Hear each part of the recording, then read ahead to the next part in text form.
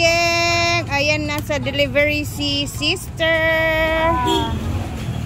Wow! Saging nga lakatan. Asa kaya nani mo kung ano niya? Harveston? Claveria. From the province of Claveria. Ito na. At isama ko ang matang maliit kasi meron kami na siya magtingob ka kahit Berkulis na sa kumbalik og truck. Lagi dugay man siya pagtingob na daan. Ayan oy, puno na po ng lakatan ang saging dito. So, punong-puno na. So nagtitimbang na si sister sa kanyang mga saging kung magkano yung kanyang babayaran. Pila ang kilo di ay 30 kilo ang kaniyang pagbili. So, siya na yung bahala magpatong. Cute ba? Ano yung timbangan? Uy, dapat natin timbangan nga dako. Uy. Gimana? Magtunga. Ito kasi yung laging, ano guys, ito yung saging lalakatan ang laging binibili talaga dito sa bahay. Kailangan yung mga hilaw-hilaw para sa mga susunod na araw kasi ito yung mauuna yung mga hinog. Ayan.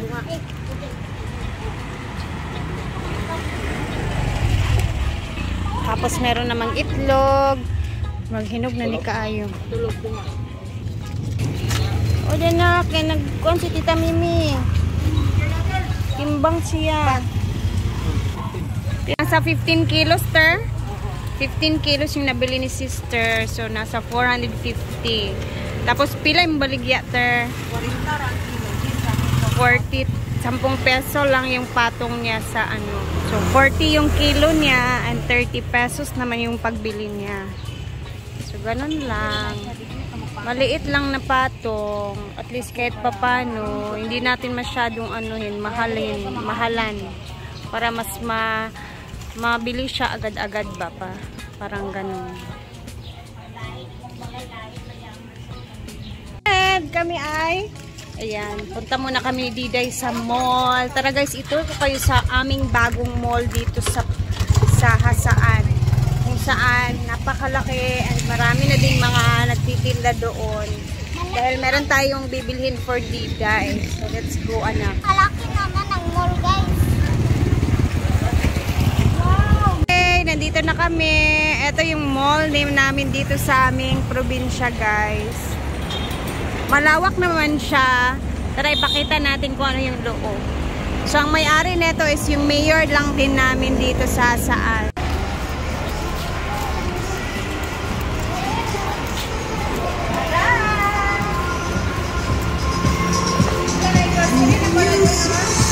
Kuha ka ng basket na.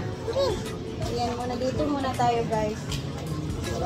Kasi meron tayong bibilhin na bigay ni CZ Liz for Diday and Chantal. Say thank you to Chantal and Tita Liz. Thank you Chantal and Tita Liz.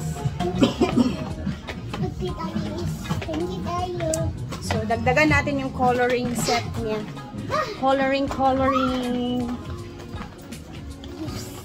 So, ayan, ang dami. Oh, meron pala silang mga ganito dito sa DIY. So, bilan ko si Diday. Canvas painting. Oh, pwede na.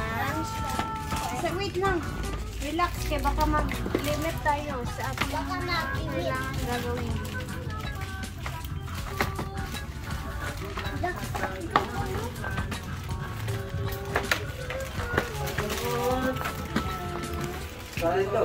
Nak, bigli na ito magkaan nani, no?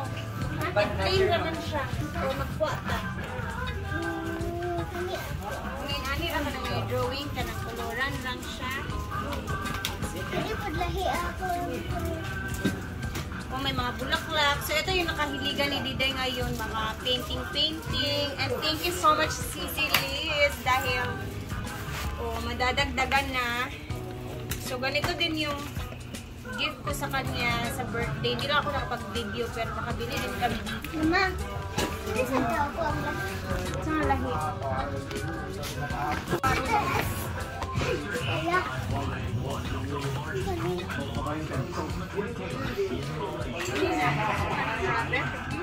Wow, so cute! Ang galing.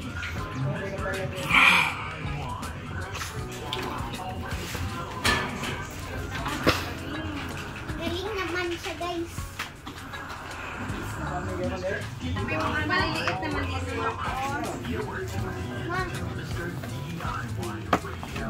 Pang ano niya ba? Pang color ba? Ang dami na paata. Baka sobrang ano. Maganda kasi ito siya guys. Kasi hindi dahil at least hindi pa hindi laging nakasira. At least may painting siyang ginagawa. Music ka pa. Ato? Taas?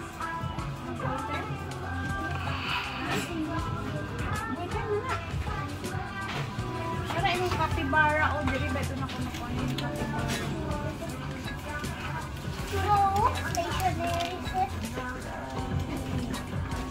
Kali magdugang tani. Okay, dali na hindi tayo masunod sa inside. Tapos, bili tayo ng brush. Na! Brush tayo, no? Oh, brush. Diba?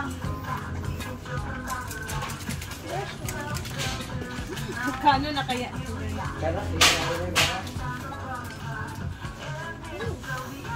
So, meron naman na siya. Meron na siya mga kasama sa mga color. So, marami naman ang ganito si Diday doon. May malaki pa kaming binili. Ay!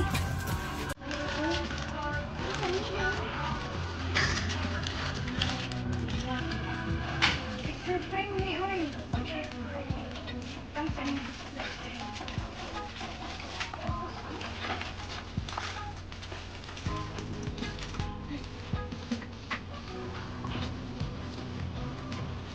Sakto na? Ha? Sakto na?